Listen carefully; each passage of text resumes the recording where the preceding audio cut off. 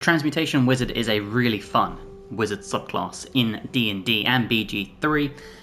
You basically create stones of magic, and we'll go all into that. But, as always, level by level, 1 to 12, combat tutorial and an item guide, so let's crack this out. And of course, level 1 we start with the wizard.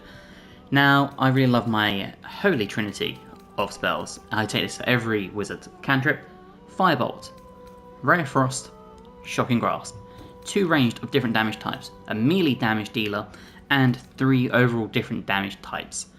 I think this is a winning combination for damage dealing spells at level 1, and then I think you can go more into utility spells afterwards, but I think this should be your basis for pumping out some damage of different types. For your spells at level 1, I would take Thunderwave, one of my favourite spells in the game. Basically push people off ledges, cliffs, whatever.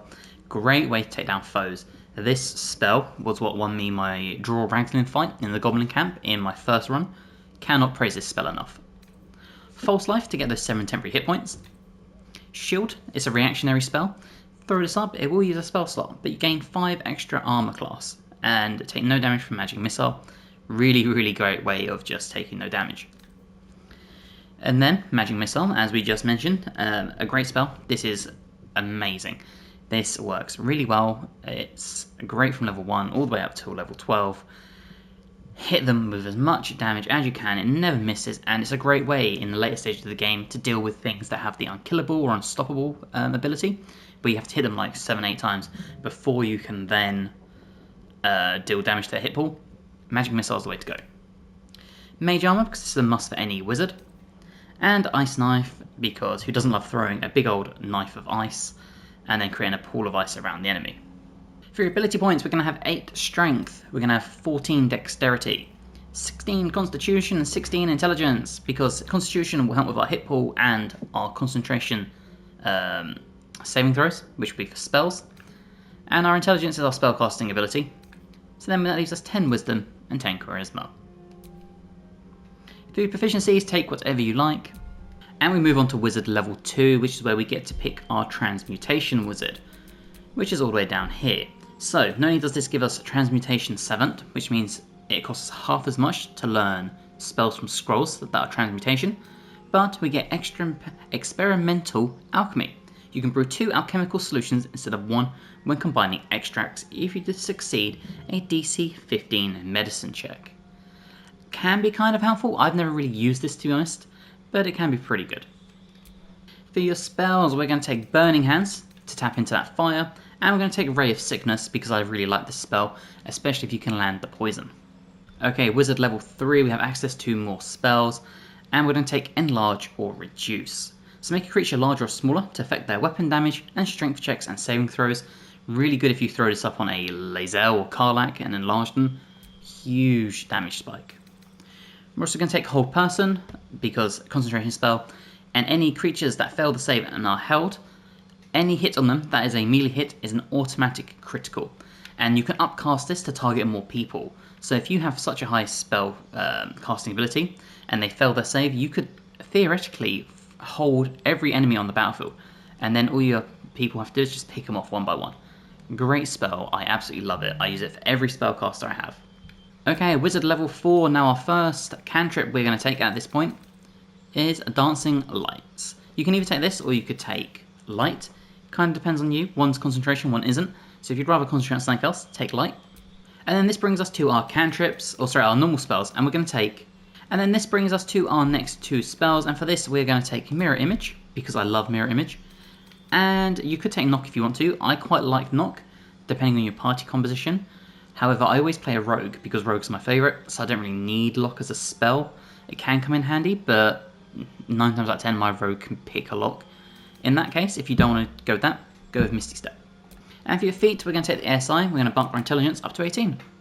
Okay, Wizard level 5, we're going to have access to level 3 spell slots, and first up, we're going to take Glyph of Warding. Inscribe a circle of arcane glyphs on the ground.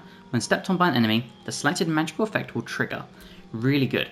This also works as you can throw this down at the end of your turn, and any enemy within it will then be hit because it will automatically trigger. You haven't got to wait for someone to walk into it. I think that's a better way of using it, because essentially you turn it into a big old AoE nuke. And we're also going to take Haste. So target yourself or an ally to become hasted. They gain an action, become faster, and gain a +2 to armor class. Amazing way of buffing up your frontliners, or your rogues, they do extra damage, or your Gloomstalker, that sort of thing. Okay, Wizard level 6, and we finally have access to our Transmuter Stone. Store some of your transmutation magic in a small stone. A creature carrying the stone gains a benefit of your choice. Once you've created a stone, you need to cast a transmutation spell of level 1 or higher, or take a long rest before you can create another one. And we'll show you this off further into the thing, especially during our combat tutorial, but you can put some really, really good stuff in the Transmuter Stone. For now though, we will look at our spells, and we'll take Firebolt, and it kind of depends on what you want your wizard to be doing. If you want a utility wizard and damage dealer, Counterspell. Counterspell is a lifesaver. I would recommend taking this regardless. I think Counterspell works the best on a sorcerer or a wizard. Not only they have more access to spell slots, but if you put on like a warlock, you're always upcasting it, which is a nightmare. Bards, I think you get more utility out of the bards with their other type of spells. I think wizards were designed for utility and battlefield control, and Counterspell is perfect for that. Okay, wizard level 7. Now we have access to even more spells, this time 4th level. And for this one, we are going to start with Wall of Fire. Now this is really good because the AI can be really stupid sometimes and jump through the Wall of Fire to get to you, which means they just take 5 to 40 damage. If not, you can cast this and throw it on the enemies when they're stood still and do damage that way, much like a Wall of Ice. To couple with this, we will also take Polymorph. Transform a creature into a harmless sheep. If the sheep's hit point dropped to 0, the target reverts to its original form with its original hit points. This is a really good way of nullifying an enemy. This also has really good combat utility outside.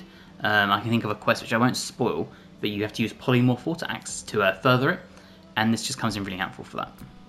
Okay, Wizard level 8, we have even more access to spells, and now it's time to start going with some more utility based ones, and we'll start with Fire Shield. So, wreath your body in flames that shed light in a 3-meter radius, and what is really good about this is number 1, it is not concentration. Number 2, you can do cold or fire. Really, really good utility options and a really nice way to really buff yourself up. And we'll also take Slow. So, target up to 6 creatures and slow them down. Movement and actions are affected, and the AC and dexterity saves are reduced by 2. And Slow can be a killer, especially if it's on you.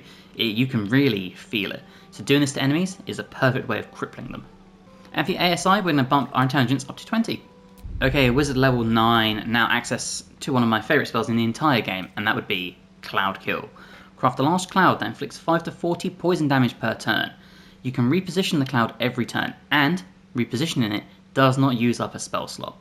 So you can concentrate on this until you break concentration, and you can just throw this on, and then every turn remove it, and it won't use up a spell slot. Really nice way of just having a constant AoE on the battlefield that you can track enemies with.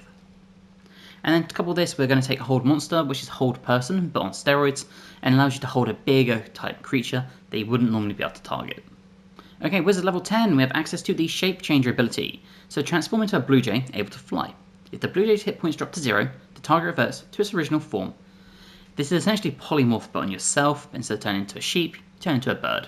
And it's not a little bad way of just getting out of danger. I do think other things like Misty Step and things like that have more utility, but Shape Changer can be pretty good. For your cantrip, we're going to take Minor Illusion. And then we have access to even more spells. We can choose 2 more. So we're going to start with Cone of Cold. I think it's just a great damage dealing spell. If you want to take a lower spell slot one, you could take Ice Storm. And if you want to go even lower, you could take Sleet Storm. I think Ice Storm is probably the best option here. It's only level 4, which means you have to use a level 5 spell slot. And it's not concentration, unlike Sleet Storm.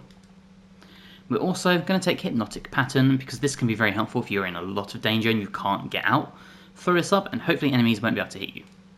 Okay, Wizard level 11, we have access to level 6 spell slots, and my favourite spell in the entire game is Otto's Irresistible Dance. Cause a creature to start dancing, making unable to take actions or moves. Its attackers have advantage on attack rolls. The dancer has disadvantage on attack rolls and dexterity saving throws. And what's so amazing about this is that there is no spell save DC. This will work on anyone, Savrok, Orin, Gortash, and they cannot make a spell save. They cannot make a roll to save against the spell on their first turn. So it will always land. All you have to do is worry about maintaining concentration. And if you can land this on a Gortash or an Orin or a Savrok, you have just nullified one of the hardest enemies in the game. So worth doing, and it's amazing. To go with this, we are going to take Disintegrate because it's probably the best damage dealing spell at this level. There is also Chain Lightning, so either one of these. I would personally go for Disintegrate though. And then Wizard level 12, we're going to take some more spells. I would personally avoid taking high level spells because we have such limited access. I know we can do spell slot restoration and stuff like that. I don't really think it's worth it though. I think your best bet is to come down here and choose things like a Scorching Ray and a Melt's Acid Arrow. Have more low level ones so you can use your high level ones more often. For your ASI or your feat, there are loads of options. For this, we're going to take Alert. It gives us a +5 bonus to initiative, because if we can move up the initiative and land our whole persons or our auto zero stance early, we have more chance of nullifying the battle and controlling it even quicker. Okay, so once you have long rested, you can come in here and you can do your Transmuter Stone. And as I said, there are loads of good ones. You can do Constitution, so a stone that grants carry proficiency in Constitution saving throws. Now this is key. We take this, and now we have proficiency in Constitution saving throws, which means we don't need to take a feat like Warcaster or Resilience Con. There are other options there. You get things like Poison Protection, Flame Protection, Dark Vision, that sort of stuff. But Res Con, I think, is by far the greatest option. So, let's look at our equipment for this. Now, for a helmet, take really anything. You could take like the helmet Baldur if you want. If you don't want a frontliner, you could take a circlet that gives you like arcane acuity. Choice is really yours. For a cloak, we are going to take the Cloak of Displacement. So at the beginning of your turn, it activates, and all enemies have disadvantage on attack rolls against us, which is really good. We're going to take the Disintegrating Nightwalkers. Now, we've taken Misty Step, so theoretically we don't have to do this. I would personally put this on another character, but if you don't want to take Misty Step and you'd rather just have it from an item, then the Disintegrating Nightwalkers are your best option. Can't be enwebbed, entangled, or ensnared, and you cannot slip on ice or grease. Really good way of just staying in the fight. Nothing worse than falling over or getting stuck. Losing your concentration because of that is the worst feeling. We've got the Brace to Defense, so this gives us a +2 to armor class, while we're not wearing armor or shield, and obviously we're not, which means our AC is now 16. We're going to take the Robe of the Weave, so +1 bonus to spell save DC and spell attack rolls. Whenever we succeed a saving throw against a spell, we gain 1 to 6 hit points, and a +2 to our armor class. For rings, we've got the Snowburst Ring, so when we deal cold damage, we create a 4.5 circle of ice around the target. Really good, because then if it's on a melee character and they have to run, good chance they'll slip and fall, and that's their turn over. There's also the Callous Glow Ring, so when we deal an additional 2 points of damage against illuminated creatures, this only really works if you have a cleric that does like Radiant Orb, stuff like that. I use Shadowheart a lot, which is why I have this. If not, just throw on a ring that gives you a spellcasting bonus to your cantrip damage. There's loads of them in the loads of them in the game that do that. Pretty easy to find. And then for an amulet, we're going to take the Spellcrux Amulet. This will give us spell slot restoration, meaning we could cast our level 6 spell slot and then restore it. And for a staff, there's one amazing option, and of course that is Marcus Shear. Arcane Battery. So we toggle this on, and our spell is free, which means we now have access to another 6th level spell slot, which is another Otto's Dance or another Disintegrate. Really good way of just damage dealing to a huge amount. However, it is a one and done until you rest again. You also get a +1 bonus to spell save DC and spell attack rolls, just helping us hit spells and maintain concentration. And of course, couple that with the Transmuter Stone. Now what is good, you can move this across characters, however I think you should just hang on to this and leave it on your wizard personally. So let's go find some combat, we'll test this out. Okay, now as soon as you leave camp, or as soon as you made your Transmuter Stone, anything like that, you want to come into your spell list and you want to cast Mage Armor. Just here, level 1. And there we go, and now if we come into our inventory, you'll see armor class is now 19. Nice way of just buffing yourself up, and then you can do your fire shield or your ice shield after if you choose to. Now what you see is, thanks to Alert, we are high up the turn order. We are joint with the Rogue, which is incredible. So our turn is now hit, and it's time for us to start doing some spells. So first up, let's do our Hold Person. Now we can upcast this like I said. Let's do it at 4th level. Or sorry, 5th level to target 4 people. So do 1, do 2, target this one, and we'll target this one. And there you go, as you can see, all 4 are held, which means the only enemy available is the archer up here. And we've essentially, on round 1, or even not even round 1, the opening turn of the fight, we have taken out 80% of the enemies, so they are unable to do anything. Now, of course, we do have our bonus actions. We could Misty Step, anything like that. We're just going to hold off for now. Time to push my luck again. And Hold Person is amazing because you can couple this with a bunch of stuff. So, for example, I have a Gloomstalker Rogue, which means on my first turn I can do a sneak attack. I can do a Dread Ambusher. And then I can run back up here and use my bonus action to get another critical hit. Because every single melee attack is a crit. As you can see, they are all just held. They are unable to do anything. And this pairs really nicely with a fighter, because they can just do huge crits time and time and time again. Got to keep fighting. Now they're still held, so it'd be really easier for us just to finish the fight now and, you know, keep hitting those melee attacks. I've had to skip 2 turns with people, otherwise this fight would be over before you know it. Yeah, essentially, if you can get that, your Transmutation Wizard is now unstoppable. We can make ourselves even more powerful by doing a mirror image. So this is not concentration, and now our AC is going to be even higher. It's now currently sitting at 28, which means even less chance for us to lose concentration on these enemies. Okay, we've skipped everyone's turn, and you can see they're still both held because they just can't do anything. And you could continue to buff yourself up if you choose to. And it's really easy, because we have things such as Fire Shield, we have a Wall of Flame, all sorts of things we can do to make sure enemies can't see us. What we're going to do is we're going to break our concentration, because why not? And we're going to do Otto's Irresistible Dance. And we shall cast that on the gentleman here, so you can see what it's like. And there you go. The enemy is now just dancing because there's no save.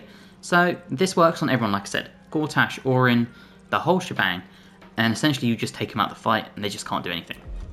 Okay, so now we'll come back in here and we'll start showing off some more attacks. And again, we can come in here with our staff and do Arcane Battery, which means we now have a free spell of any slot. Which means we can come in here with Disintegrate. Now, let's come up here a little bit so we actually make sure we hit. We will target Disintegrate because this is a huge damage dealer. And hopefully we hit with the 50%. We didn't, they saved. That's very sad. Very, very sad. I was hoping to show off just how much of a damage spike it does, but that's okay. Because what you did see, because we used a transmutation spell, we can now make another stone if we choose to. And as I said, there are loads of options. Thunder, lightning, fire, cold, acid, movement speed, dark vision, all sorts. Now again, we still have our low level damage dealers. For example, Glyph of Warding. So let's throw this up. We'll put a Glyph of Warding lightning up here. Put it on top of the enemy here. And there you go, 23 damage apparently to everything around. We only did 6 to the enemy, which is a shame. But they are rogues, so they are going to take less damage because rogues are awesome and have things like evasion and whatnot. But again, you can place this on top of a bunch of enemies and it's just a big old nuke. And we still have things at the lowest levels like a Firebolt, like a Ray of Frost for our cantrips. We still have Fireball, we have our Enlarge or Reduce if you want to concentrate on that. Loads of amazing options still. We're going to do Cloud Kill though. Now this is going to hurt me too, but I want to just show off just how powerful this can be. And there you go, you see 22 health. And what's really good is on our next turn we can reposition this and move it to where the enemy moves. You see they took another 13 damage from that. And they missed us thanks to our lovely mirror image. And you see they willingly jumped off a building. So again, if we now just decide to chuck down like a fireball, we can upcast this. Potential of 34 damage. Now again, a rogue is going to take less, but just an example. And there you go. 16 damage to the enemy, and now they've only got 1 left. And mirror image continually coming in to make sure we don't take any damage. So if we were still concentrating on a spell, because we sort of willingly gave up on the spell by causing damage to ourselves, we would still be maintaining concentration, mirror image would be kicking ass, we'd be unstoppable. And that's how good the Transmutation Wizard is. It really allows you to not worry about taking like a Res Con or a Warcaster, making your stone, and then holding the battlefield like a Divination Wizard would. Now again, if you were to short rest, the spell slots unfortunately do not come back, which is where things like Spell slot restoration is really handy, because we can take our level 6 spell slot, and our necklace has worked, and we have another use of autos or disintegrate. Now we could come in here, make a transmutation stone, and let's do movement speed. Just like that. And what you'll see is we have this one here now. And you could give this to, say, your rogue, and now they have an extra 3 meters. You'll notice that we lost our transmutation stone for our concentration, or sorry, for our constitution, so just bear that in mind. Try to avoid your transmutation spells while you have the stone, which is why the spells we picked sort of go around that loophole. So, that is my Transmutation Wizard build. If you have enjoyed, please drop this episode a like, it helps me amazingly. If you're new and you're not subscribed to Light to, that would also be amazing. Let me know in the comments below what you'd do differently, what other items, what spells and whatnot. And yeah, hopefully I will see you guys in the next video. Bye guys.